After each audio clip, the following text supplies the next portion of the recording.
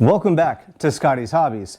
As you guys know, in like a few videos ago, I posted or I said, hey, if you're a smog technician, you're a shop owner here in California of a smog shop, if you want to let me know what's going on, keep me in the loop, shoot me a text or email, let me know. Or if you even want to do a Zoom meeting and go over everything, let's set one up. Well, I've actually got a lot of technicians and shop owners that have actually hit me up, which is kind of nice. And I just got off the phone with a technician from SoCal, somewhere in Southern California, I forget where. But he was letting me know that his shop, he is a test and repair star center that does brake and lamp or did brake and lamp. And they already do a vehicle safety inspection with the OIS, with the bar OBD2 tester. And I'm gonna let you know what he told me about in this video. But first, please hit that like button, hit the subscribe, ring bell, check out the video library for other helpful automotive DIY videos and a ton of automotive emissions deregulations that could be potentially happening. Now, what did he say? He was letting me know, this technician let me know that at his station, they already have what's called the vehicle safety inspection that is added on to the bar iOS system, which is the OBD2 smog test system. It's all in that interface. They added another icon onto it, or whatever you call it. I don't even know what they call them. Who knows? Who cares? But there's a button you can click on the OIS, and you could do a vehicle safety inspection, and you could input everything in there. It automatically transmits to the state. This inspection costs $7, and I'm going to show you the information that he sent me. One, I'm going to read you the bar newsletter that explains this, and also at the end of this video, I'm going to show you the whole testing video, or the training video, I should say, of what bar sent out to technicians on doing this vehicle safety inspection, so you can see what it's all about. Really. So let's go ahead and read this. This is from bar. This is the fall newsletter of 2024. So this is kind of old information. It's really nothing new. So a lot more shops are already doing this from when this actually came out. And I'm looking for more information as we speak, not as we speak because I'm speaking, but as I'm going along. Now, what does this say? Vehicle safety systems inspections begin statewide. Inspections under the new Vehicle Safety Systems Inspection Program begin statewide on July 8th, 2024. Created under Assembly Bill 471. I believe that was a bill passed in 2021 if you want to go check it out. The new program consolidated the former brake and lamp inspections with other vehicle safety system assessments into one comprehensive inspection. The inspection is required for reviving a total loss vehicle as deemed by an insurer to a salvage title.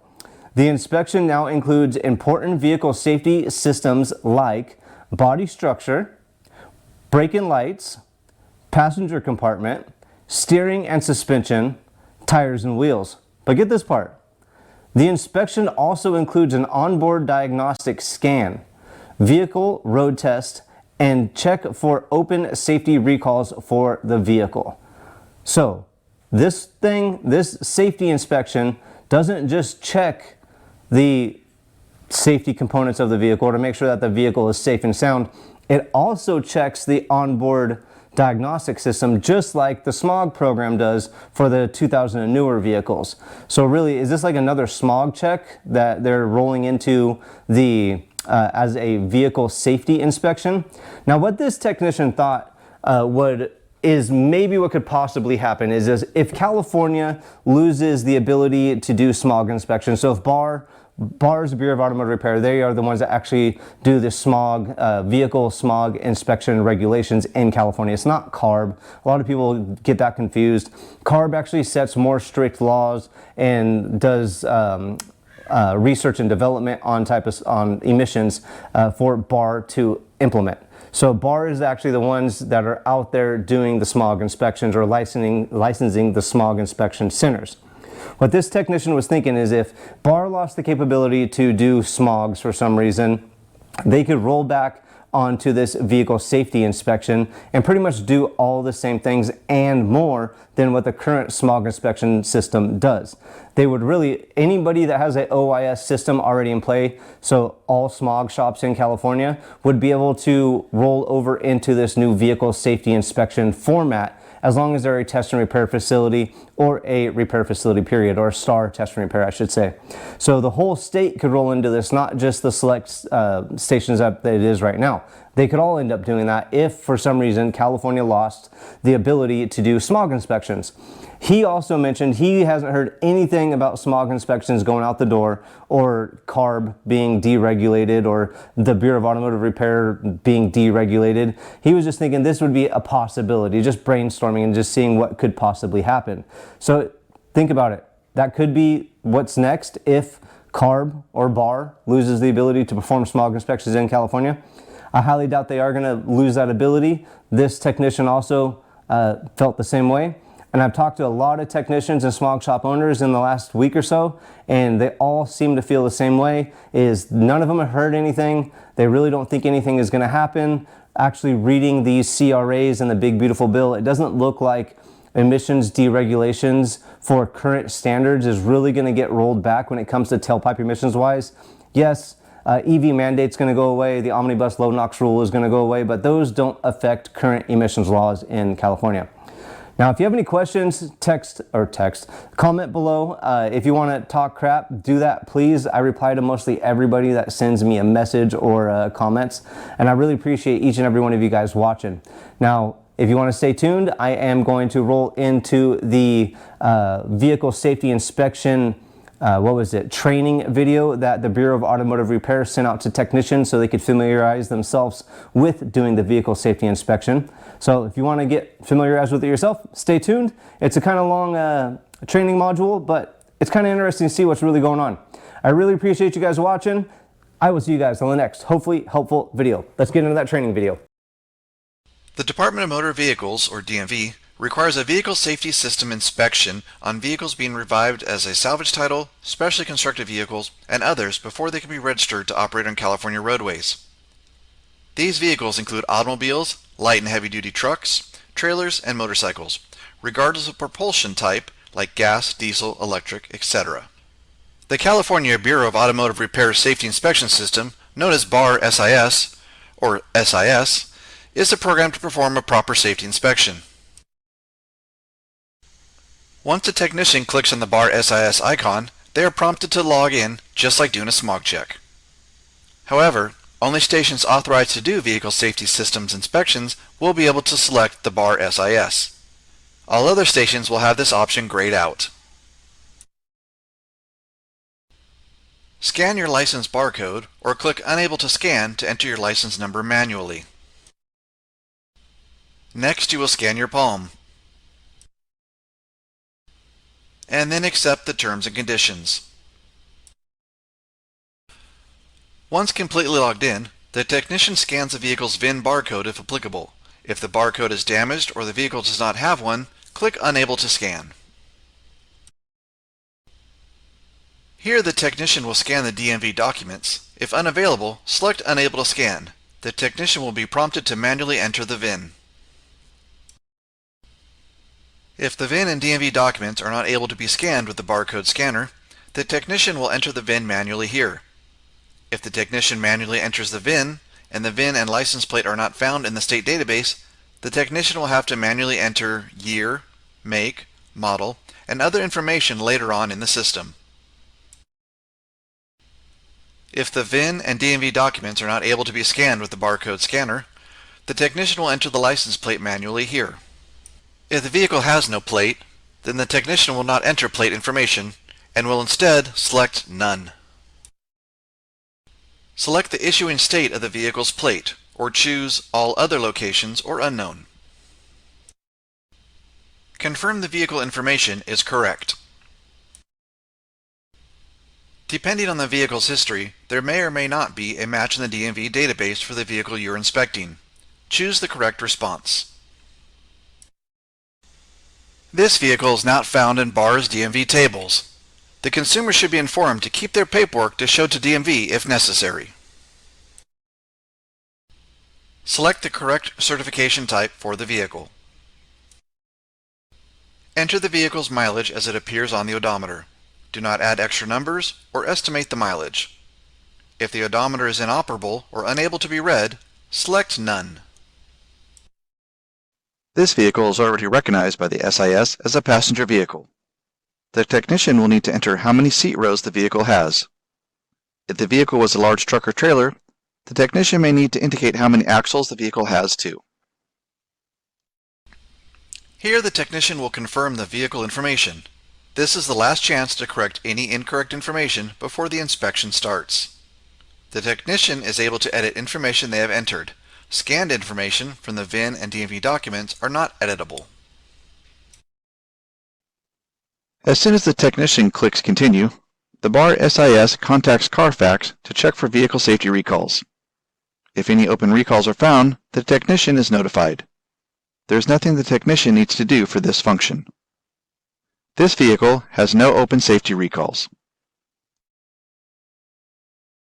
This vehicle has open recalls and will fail the overall inspection, but the inspection can continue or the technician can choose the abort button. At this point, it is up to the technician to finish the complete inspection and inform the consumer of all other items of concern found, or abort the inspection and have the consumer come back once the recalls are completed. This vehicle has an open recall. If an open recall has no remedy available, the vehicle will not fail for the recall. To help technicians and consumers not get into the situation of whether to continue an inspection or not, technicians or shops can check for recalls before the inspection begins. Vehicle recall information can be found prior to the inspection by visiting the Carfax website at carfax.com/recall.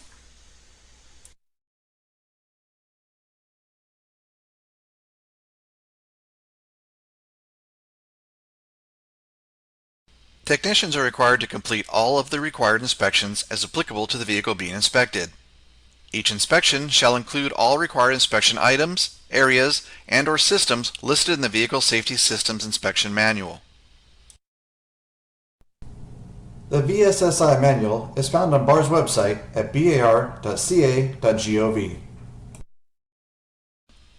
Unlike the Smog Check program, technicians are able to do the 7 modules in any order that they choose. The 8th module of Road Test is always done last and will stay grayed out until the other 7 modules are completed. This non-prescribed order of modules allows for technicians to develop their own order to perform the modules in the most efficient and effective way for each individual technician. Here you can see the technician has completed most of the modules, but the road test is still gray. Along the bottom of the screen are breadcrumbs to let the technician know how far along they are in the process. While a technician can do the modules in any order, there is a time limit of inactivity to the inspection. After 5 minutes of inactivity, the technician will be warned of the inactivity. After additional 15 minutes, the technician will be logged out, ending the inspection. A technician may need to click the Keep Working button or do something in CalViz to keep the inspection on the screen approximately every 20 minutes. Failure to do so will result in the technician being logged out and having to resume the inspection. Once logged back into the SIS, a technician may choose to resume the previous inspection or start a new one. When a technician cannot keep working and avoid inactivity logging them out, there is still a total time limit to the inspection. After 30 minutes, an inspection that was logged out will be considered abandoned and the inspection will be deleted. The inspection will need to be started over from scratch. There is no resume at this point. Now we will go through the data entry for the various modules, starting at the top and going down the list. The technician can do all but the road tests in any order they choose. The actual vehicle inspections will not be covered in this video as they are general automotive repair knowledge. First on the list is the brake inspection. Here the technician chooses Pass or Fail. Having chosen Pass, the technician enters if the measurements are in metric or standard, then clicks Continue. Next, the technician enters the front brake type as disc or drum, and then enters the measurements and specifications. Then the technician enters the rear brake type as disc or drum and enters the measurements and specifications for the rear brakes. If the technician chooses Fail, then there are multiple screens to denote what in the brake inspection failed. There are many boxes a technician may check and drop-down menus to specify what type of failure was found. If a technician chooses Other, they must type what Other is. All aspects of the brake system have a failure option. Technicians only need to check or make an entry on the items that failed. The light inspection is a pass-fail option for the technician to enter. Here the technician chose pass.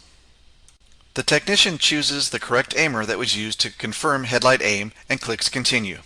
This returns them to the modules screen. If fail was chosen by the technician, screens with all the light failure options with individual drop-down items for the technician to choose from appears. All options of lights are available for the technician to choose from. Like the brake module, a technician only needs to check or choose the items that failed. All others can be left untouched. Here you can see as the technician completes a module, the module moves to the bottom of the list. A technician may go back and correct a module after it is moved to the bottom and is still black. Modules that are gray cannot be selected. Body structure is the next pass-fail criteria. If a technician chooses pass, then they will select which body type the vehicle is. If a technician selects fail, a list of various structural items appears to be selected by the technician as well as specific reasons for the failure in the drop-down menus. The technician chose pass as the result for the steering and suspension inspection. The technician is prompted to enter the type of front suspension the vehicle has. Here a fail was selected for the steering and suspension inspection. The first fail option is steering and/or suspension warning lights operation. Next, the technician can select what items of the steering system may have failed. Following the steering options, the technician has options for suspension failures too. The items available and their quantity will vary based on the vehicle chosen. Larger trucks and trailers may have multiple rear axles that need entries. When a technician selects pass for the tires and wheels inspection, they are prompted to enter the tire inflation values in pounds per square inch, PSI. On larger vehicles or trailers, multiple axles may need information inputted. Note this vehicle not only has multiple rear axles, but also inner and outer tires on each side of the rear axles. When fail is chosen for the tires and wheels inspection, a menu opens to input what items failed the inspection. Most items have drop-down menus to select specific failures. Next, the technician selected pass for the passenger compartment inspection. With a passing result, the technician is prompted to enter the total occupancy of the vehicle. If fail is selected, the technician is able to enter what items caused the failure or failures from drop-down menus. The safety OBD inspection module is similar to an OIS inspection. The technician plugs the DAD cable into the vehicle's DLC, starts the vehicle, and after clicking continue, the DAD does the rest. While the DAD is communicating with the vehicle's computers, the progress of the OBD system inspection is displayed. Breadcrumbs at the bottom show the overall inspection progress. At the completion of the OBD inspection, the technician is prompted to turn off the vehicle and disconnect the DAD. The last module is the road test. BAR will not require a technician to operate an unsafe vehicle. If the technician determines a vehicle is not safe to operate, they can select Unsafe as one of the three options available for the road test results. This will end the inspection and the vehicle will fail for no road test. When a technician chooses No, the inspection will end and be stored in the system for 90 minutes while the technician completes the road test. After the road test is performed, the technician logs back into the SIS and they will be prompted to resume the previous inspection. If the technician does not log back into the SIS and resume the inspection after 90 minutes, the inspection will be considered abandoned and be deleted. The inspection will have to be started over from the beginning. After selecting Yes, the road test is done, the technician enters the results, pass or fail. If the vehicle passed, the technician enters the actual distance the vehicle took to stop. The technician may also choose fail if the vehicle took too long to come to a complete stop or was not capable of accelerating up to the prescribed speed for the stopping test. There are more reasons a vehicle may fail the road test listed in the VSSI manual. After all modules are completed, the technician can review or edit entries on the individual modules except for the two that are grayed: OBD and road test. Here, the technician chooses whether or not to issue a safety certificate of compliance for the vehicle. The certificate will be sent to DMV electronically, as well as printed on the Vehicle Safety Report, or VSR. After all the modules are completed, the technician has the ability to add comments to be printed on the VSR. To end the inspection, the technician will scan their palm again. Finally, the technician can view and print the VSR. Like a smog check VIR, the VSR can be printed in English or Spanish, or saved to a PDF. We will now go over VSRs of 3 different inspection results. The VSR will be 2 or more pages depending on the amount of items that had failures or comments. This vehicle passed the overall inspection and had no recalls or other issues.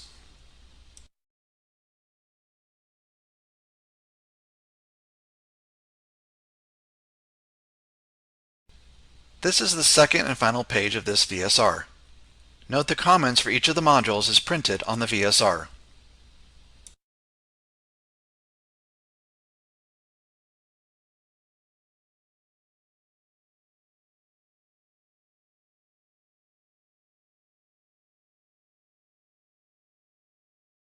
This vehicle also passed the inspection.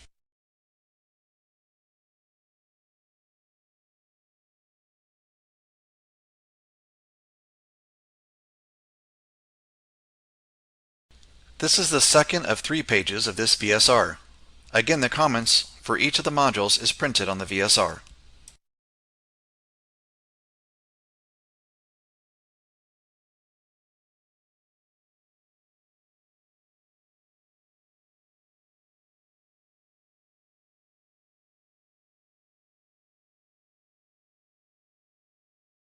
Take note that this vehicle has an open safety recall. The vehicle passed since there is no current remedy for the recall. This last VSR is a failed inspection. This is the second of 3 pages of this VSR. Again, the comments for each of the modules is printed on the VSR.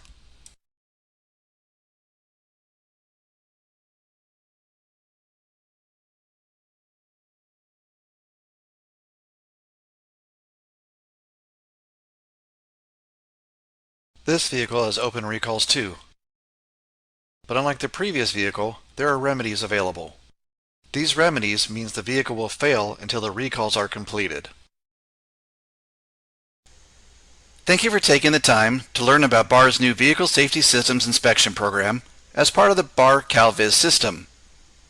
For any further questions, reach out to the BAR Industry Help Desk at 1-866-860-8509 or online at bar.industryhelpdesk@dca.ca.gov.